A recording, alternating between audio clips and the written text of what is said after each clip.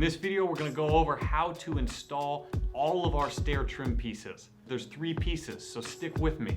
As with all of our trim pieces, you'll need sandpaper and a general construction adhesive. You'll want to start at the bottom of your staircase with that first riser. Make sure that your riser is the appropriate height. If not, you may need to cut it to size. Once you've done so, you'll start by sanding the back of the riser so that the glue will bond better to it. Once that's done, you will lay strips of glue on the back of the riser approximately every 6 inches. Press the riser into place, and then you can use painter's tape to hold the riser in place while you prepare the next step.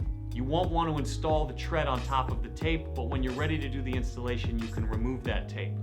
Now, moving on to the tread piece. First, measure your existing stair tread and determine whether or not you need to cut the rigid stair tread to either make it more narrow or to make it shorter.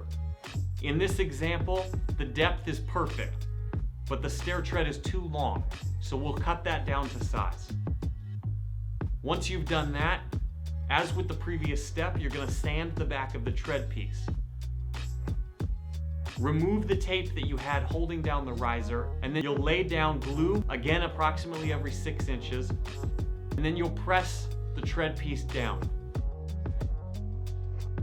On your next riser, you want to make sure that now that it's sitting on top of the tread you just installed, that the height is appropriate. You want it to be flush for every single step. If not, you may need to cut it. In this case, the height is fine, so there's no cuts needed. You're going to keep doing this all the way up your steps until you get to any landings.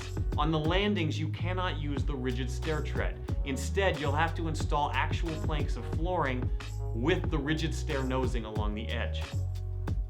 You'll measure the distance needed to accommodate the stair nosing, and then you'll draw a line.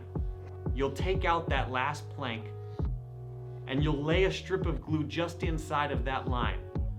Now you put the plank back down, interlocking with the rest of the flooring that's on that landing or on that level of your home. Only that piece is glued down. Now, as that floor wants to expand or contract, you don't have to worry about a gap showing up between the stair nosing and your flooring. Once you've gotten that plank down, you'll take the stair nosing and you'll sand the bottom of it. You'll then lay down a strip of glue and you'll install the nosing. Tape it down while the glue dries, and then you're all set. Keep in mind that it does not matter which direction you lay the planks. You may notice that in this installation, we left one side of the staircase open. That made it easier for the camera to show what we were doing. But ideally, this installation would be with both sides of the stairs closed off. If you happen to have an open edge along your stairs, you will need to do returns, which we did not show in this video. It is possible, but please reach out to us so that we can explain how to do that. Hopefully this was helpful. Let us know if you have any questions.